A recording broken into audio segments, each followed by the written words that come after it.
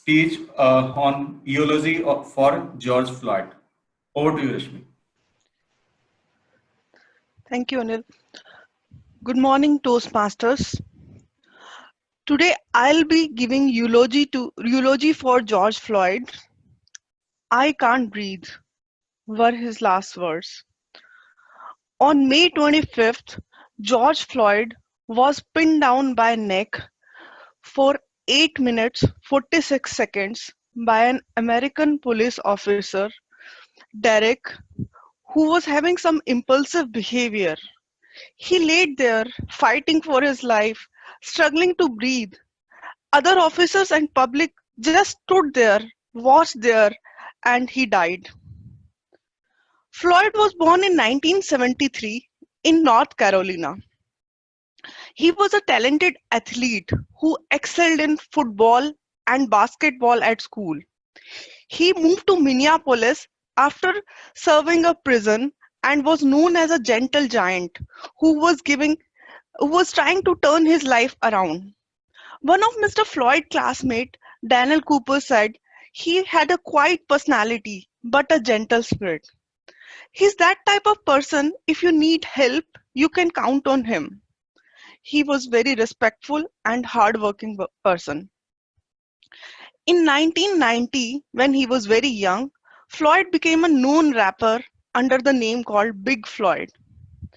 He's father of a 6-year-old who is yet to realize her loss. She even doesn't understand that her father is no more. His wife, his mother, his 6 siblings, all are devastated due to his sudden and untimely demise. He believed everyone should get a chance to get love, and everyone deserves. There is no throwaway kind of people in this world. What did he die for? He was accused of counterfeiting $20 bill. Is the life of a man really worth $20? He would not have died because of what? Because of his skin color. You might be thinking, why I am telling you all this? We can't do anything. We can't change the world. But what if I tell you we actually can? And I'm telling you this because everyone can do a little bit. In fact, Shinjini has already done some social article writing. So same way we can contribute by signing the petitions, by writing, supporting the groups on Facebook, so that this sacrifice doesn't go waste. Even Mother Teresa said, "We ourselves feel what we are doing is just a little bit, but just a little drop in the ocean. But the ocean would be less because of that missing drop." We should stand together. We must stand for one another and recognize the fear, hurt, outrage rightly provoked by this senseless killing of George Floyd. Future will be what we make of it. Change your mindset right now. Fight is for the right. This is the fight for our brothers and sisters who are fearing for their lives.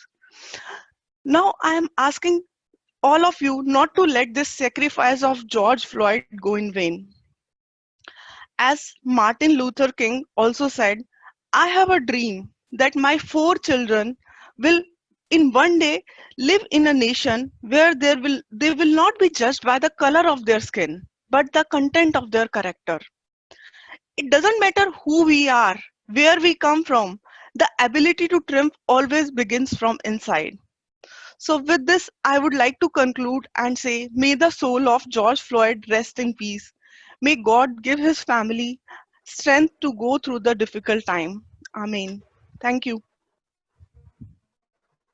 Thanks, Lakshmi.